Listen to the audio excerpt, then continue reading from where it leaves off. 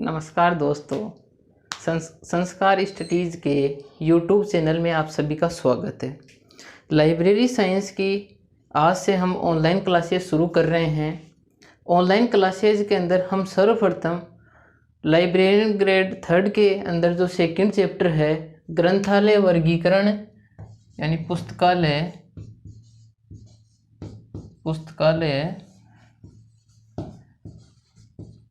वर्गीकरण एवं सूचीकरण पुस्तकालय वर्गीकरण एवं सूचीकरण के बारे में आज हम अध्ययन करेंगे। कौन सा चैप्टर है ये? लाइब्रेरियन जो 3rd ग्रेड है उसके अंदर सेकंड चैप्टर है पुस्तकालय वर्गीकरण एवं सूचीकरण। देखो, आज हम अध्ययन करेंगे पुस्तकालय वर्गीकरण का। देखो, पुस्तकालय वर्गीकरण के बारे में जानने से पहले हमें ये जानना होगा कि वर्गीकरण क्या होता है। देखो, वर्गीकरण किसे कहते हैं? विभिन्न वस्तुओं, विचारधाराओं या सत्ताओं का समानता या असमानता के आधार पर विभिन्न वर्गों में बांटना, समूह बनाना ही क्या कहलाता है? वर्गीकरण कहलाता है। देखो, वर्गीकरण की परिभाषा इंपॉर्टेंट नहीं है। इम्पोर्टेंट क्या है? इसको इंग्लिश में बोलते हैं, क्या बोलते हैं? क्लासिफिकेशन। क्या बोलते हैं? क्लासिफिकेशन। वर्गीकरण को इंग्लिश में बोलते हैं क्लासिफिकेशन। यह क्लासिफिकेशन शब्द लैटिन भाषा के क्लासिस से बना है। किससे बना है? क्लासिस से बना है। क्लासिफिकेशन शब्द लैटिन भाषा के क्लासिस से, जो ये क्लासिस शब्द है ये कौन सी भाषा का है? लैटिन भाषा का है। कौन सी भाषा का है? लैटिन भाषा का। क्लासिफिकेशन शब्द लैटिन भाषा के क्लासिस से बना है। इस क्लासिस का अर्थ क्या होता है? भेद करना,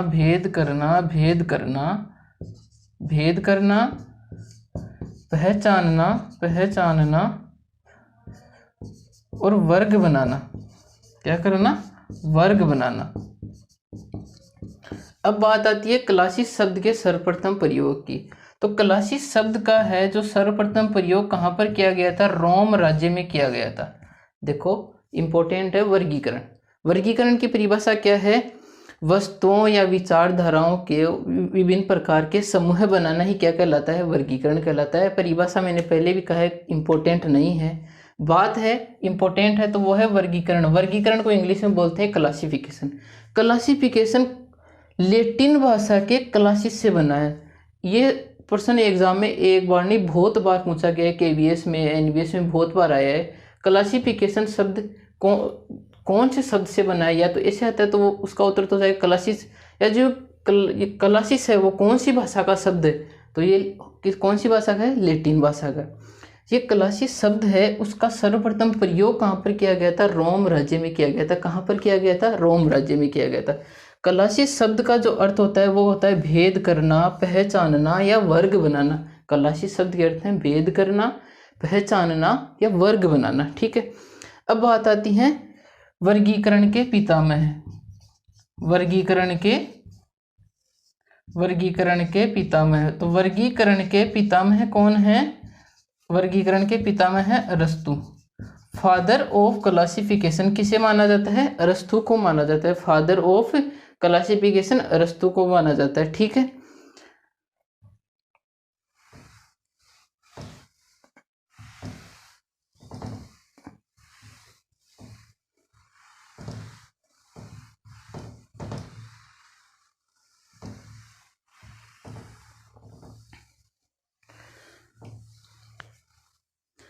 अब बात आती है विषय जगत या ज्ञान जगत में वर्गीकरण के प्रकार। देखो, विषय जगत या ज्ञान जगत में वर्गीकरण के प्रकारों में 3 प्रकार आते हैं। कौन कौन से आते हैं? Dichotomy, DICHOTOMY। देखो, डाइकोटमी का मतलब होता है द्विविभाजन। क्या होता है? द्विविभाजन। अब द्विविभाजन से तात्पर्य है कि संपूर्ण ज्ञान जगत को या विषय जगत को 2 भागों में बांटना। संपूर्ण ज्ञान जगत को नाम से स्पष्ट हो रहा है द्विविभाजन। तो संपूर्ण ज्ञान जगत या विषय जगत को 2 भागों में बांटना क्या कहलाता है? द्विविभाजन। देखो, ये द्विविभाजन एग्जाम में नहीं आएगा। एग्जाम में आएगा तो डाइकोटमी जो ये स्पेलिंग है वो आएगी, DICHOTOMY। स्पेलिंग पे खास ध्यान देना है। ठीक है। एग्जाम्पल के तौर पर जैसे मान लो हमारा विषय है बायोलॉजी। क्या है? बायोलॉजी। अब बायोलॉजी को 2 भागों में बांटा, जूलॉजी और बॉटनी, जूलॉजी और बॉटनी, ठीक है। अब इसके बाद आता है डेसेक्टोमी, DECACHOTOMY, डेसेक्टोमी। डेसेक्टोमी का मतलब होता है 10 विभाजन। ये बहुत इंपॉर्टेंट है, इसका अवश्य में ध्यान रखना है। देखो डेसेक्टोमी का मतलब है 10 विभाजन। संपूर्ण ज्ञान जगत को या विषय जगत को 10 भागों में बांटना, फिर उन 10 भागों को पुनः 10 भागों में बांटना, इस प्रकार एक प्रकार से श्रृंखला चलती है। तो यही क्या कहलाता है? 10 विभाजन। को नाम से सीधा स्पष्ट है 10 विभाजन।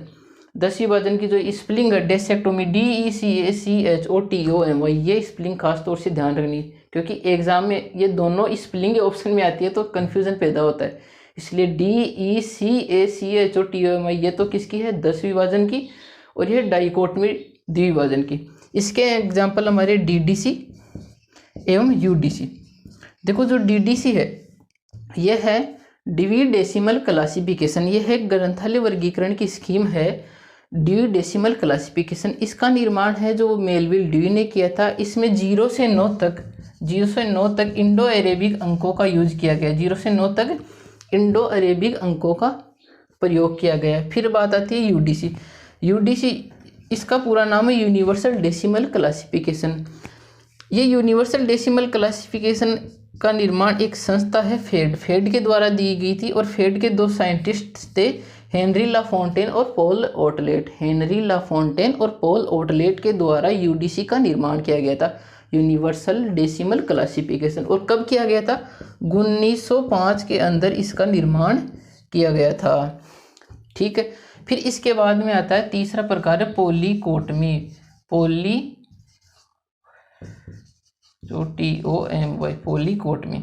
पॉलीकोटमी को बोलते हैं बहुविभाजन। क्या बोलते हैं?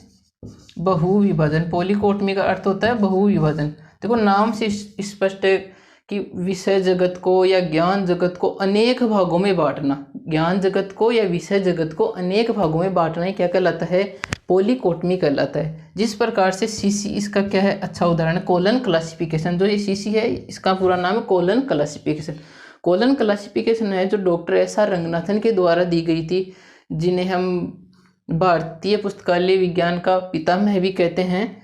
तो उनके द्वारा 1933 में कब दी गई थी? 1933 में कोलन क्लासिफिकेशन दी गई थी, और जो है अब तक इसके 7 एडिशन आ चुके हैं। और इस जो ये CC है इसका हम विस्तार से आगे अध्ययन करेंगे आने वाली क्लासों में। तो पॉलीकोटमी का मतलब क्या है? बहुविभाजन, और इसका अच्छा उदाहरण है CC, ठीक है। अब देखो वर्गीकरण की बात हो चुकी है, अब बात करेंगे पुस्तकालय वर्गीकरण की। किसकी? पुस्तकालय वर्गीकरण की। पुस्तकालय वर्गीकरण में हम बात करेंगे सर्वप्रथम परिभाषाओं की, पुस्तकालय वर्गीकरण की परिभाषाओं की। देखो सबसे पहले परिभाषाएं हैं जो अनेक विद्वान हैं जिन्होंने अपने अपने अनुसार से ग्रंथालय वर्गीकरण की परिभाषाएं दी हैं। जैसे सर्वप्रथम लेंगे हम SR रंगनाथन के अनुसार। SR रंगनाथन ने पुस्तकालय वर्गीकरण की परिभाषा दी है कि किसी विशिष्ट विषय के नाम को क्रम सूचक अंकों की अधिमान्य कृत्रिम भाषा। देखो दोबारा से देखना, SR रंगनाथन ने ग्रंथालय वर्गीकरण की परिभाषा दी है, किसी विशिष्ट विषय के नाम को क्रम सूचक अंकों की अधिमान्य कृत्रिम भाषा में अनुवाद करना ही क्या कहलाता है? ग्रंथालय वर्गीकरण कहलाता है। फिर इसके बाद दूसरे विद्वान है WCB सेयर्स। कौन से विद्वान है? WCB सेयर्स ने परिभाषा दी है कि ग्रंथालय में ग्रंथों को फलकों पर व्यवस्थित करना ही ग्रंथालय वर्गीकरण कहलाता है। ग्रंथालय में ग्रंथों को फलकों पर व्यवस्थित करना ही क्या कहलाता है? ग्रंथालय वर्गीकरण कहलाता है। तीसरी परिभाषा आती है मार्गेट मान के अनुसार। मार्गेट मान ने परिभाषा दी है कि वस्तुओं को समानता या असमानता के आधार पर या असमानता के आधार पर, असमानता के आधार, वस्तुओं के समानता या असमानता के आधार पर विभिन्न वर्गों का निर्माण करना ही क्या कहलाता है? वर्गीकरण कहलाता है। फिर इसके बाद एक परिभाषा दी है जे.एस. मील ने। किसने? जे.एस. मील ने। जे.एस. मील ने बताया है कि वर्गीकरण वस्तुओं के विचारों को क्रमबद्ध करने का संभावित उत्तम उपाय है। जे.एस. मील ने बताया है कि वर्गीकरण वस्तुओं के विचारों को क्रमबद्ध करने का संभावित उत्तम उपाय क्या कहलाता है? वर्गीकरण कहलाता है। देखो, जे.एस. मील के अनुसार वस्तुओं के विचारों को क्रमबद्ध करने का संभावित उत्तम उपाय ही क्या है? वर्गीकरण है। फिर एक और विद्वान है हेनरी बलिसस। कौन है? हेनरी बलिसस। हेनरी बलिसस ने ग्रंथालय वर्गीकरण की परिभाषा के बारे में बताया है कि ग्रंथालय वर्गीकरण संबंधित विषयों को या संबंधित विषय से संबंधित पुस्तकों को पास लाने का कार्य करता है। किसी विषय से संबंधित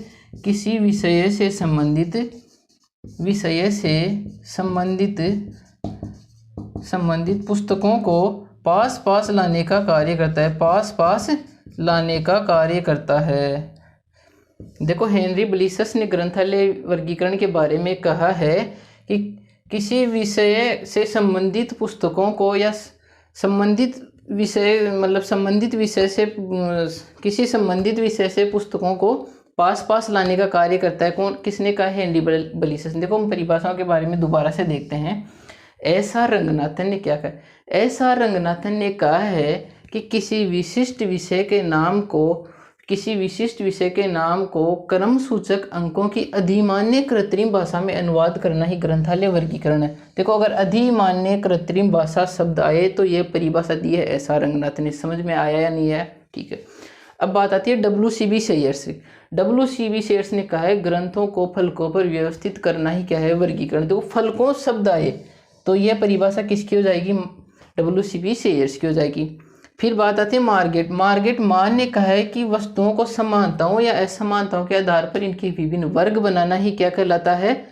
ग्रंथालय वर्गीकरण। मतलब कि इसमें समानता या असमानता वर्ड आए तो यह परिभाषा किसकी हो जाएगी? मार्गेट मान की। जे.एस. मील ने कहा है कि वस्तुओं के विचारों को क्रमबद्ध करने का संभावित उत्तम उपाय, अगर उत्तम उपाय शब्द आए तो यह परिभाषा किसने दी है? यह परिभाषा दी है जे.एस. मील ने। और हेनरी बलिसस ने कहा है कि ग्रंथालय वर्गीकरण संबंधित विषयों को पास लाने का कार्य करता है। ग्रंथालय वर्गीकरण क्या करता है? संबंधित विषयों को पास लाने का कार्य करता है। ये बात किसने कही? हेनरी बलिसस ने। बात करते हैं ग्रंथालय वर्गीकरण। देखो, रंगनाथन ने ग्रंथालय वर्गीकरण मतलब क्लासिफिकेशन रंगनाथन ने क्लासिफिकेशन शब्द की विस्तार पूर्वक व्याख्या व परिभाषा अपने कौन से ग्रंथ में दी है? Prolegomena to library classification. Prolegomena to library classification.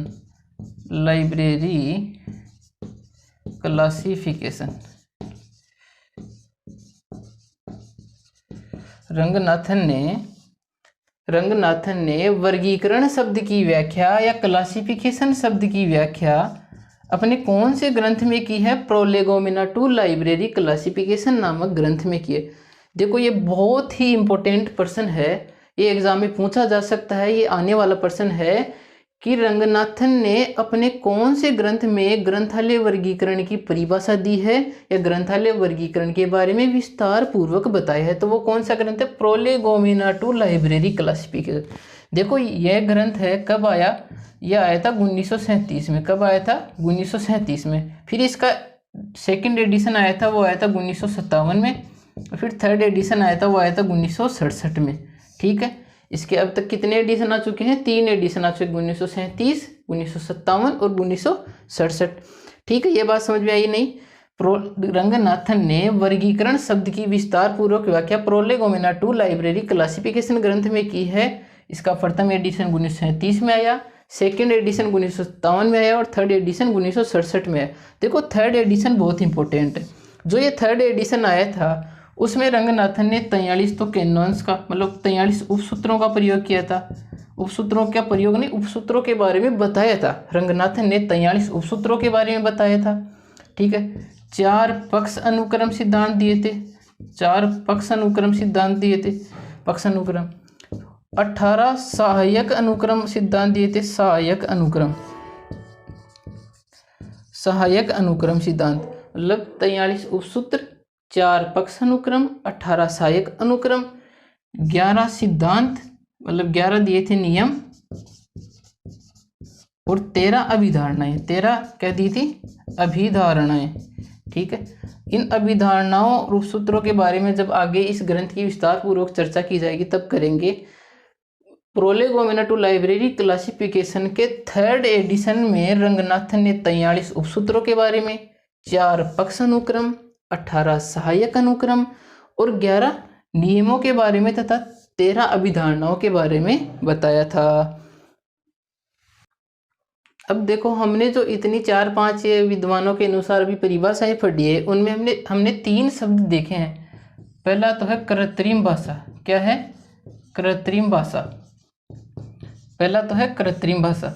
देखो एक तो होती है प्राकृतिक भाषा और एक होती है कृत्रिम भाषा। प्राकृतिक भाषा में जैसे हिंदी है, अंग्रेजी है, तमिल है, तेलुगु है, ये क्या है? प्राकृतिक भाषा। और कृत्रिम भाषा में विभिन्न प्रकार के जो संकेताक्षर हैं, क्या है? संकेताक्षर हैं, विभिन्न प्रकार के संख्याएं हैं, चिन्ह हैं, ये क्या आती हैं? कृत्रिम भाषा है। फिर दूसरा वर्ड आता है क्रम सूचक अंक। क्या आता है? क्रम सूचक अंक, क्रम सूचक अंक।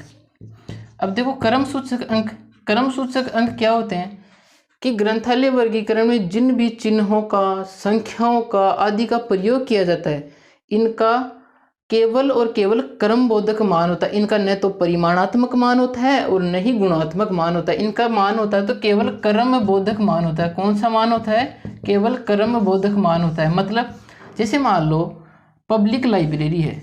क्या है? Public library.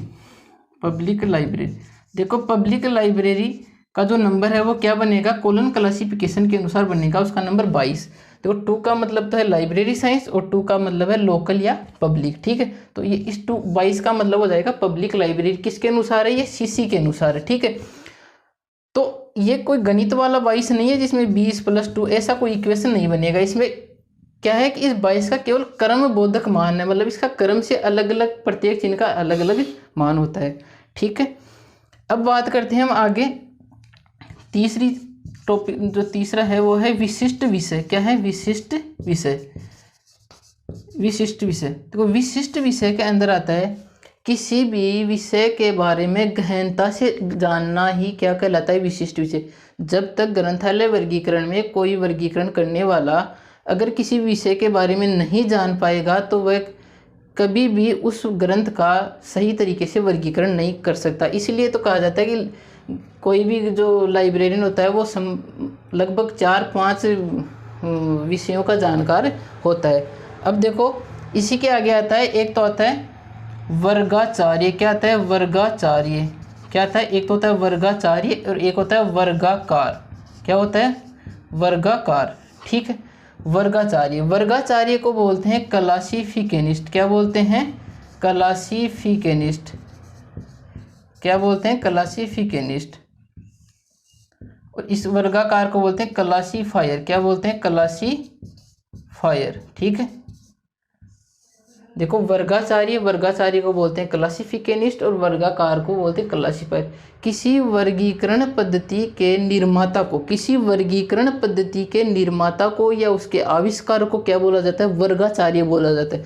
और इसको इंग्लिश में बोलते हैं क्लासिफिकेनिस्ट। क्या बोलते हैं? क्लासिफिकेनिस्ट। ध्यान से सुनना, किसी वर्गीकरण पद्धति के निर्माता को या उसके आविष्कारक को क्या कहते हैं? वर्गाचार्य कहते हैं, यानी क्लासिफिकेनिस्ट कहते हैं। फिर आता है वर्गाकार। क्या आता है? वर्गाकार। किसी विशिष्ट वर्गीकरण पद्धति के अनुसार ग्रंथों का जो वर्गीकरण करता है उसको क्या कहते हैं? वर्गाकार कहते हैं। मतलब जो भी कोई लाइब्रेरियन होता है वो अपनी लाइब्रेरी के अंदर ग्रंथों का किसी विशिष्ट पद्धति के अनुसार वर्गीकरण करता है, तो उसको क्या कहेंगे, वर्गाकार कहेंगे। ठीक है, क्या कहेंगे, वर्गाकार। और वर्गाकार को इंग्लिश में बोलते हैं क्लासीफाई। इन दोनों से हमेशा एग्जाम में बहुत बार प्रश्न आ चुका है। इनका इंग्लिश प्रोनाउंसिएशन भी याद रखना है और हिंदी प्रोनाउंसिएशन भी याद रखना है। वर्गाचार्य का तो होता है क्लासिफिकेनिस्ट और वर्गाकार का होता है क्लासीफायर।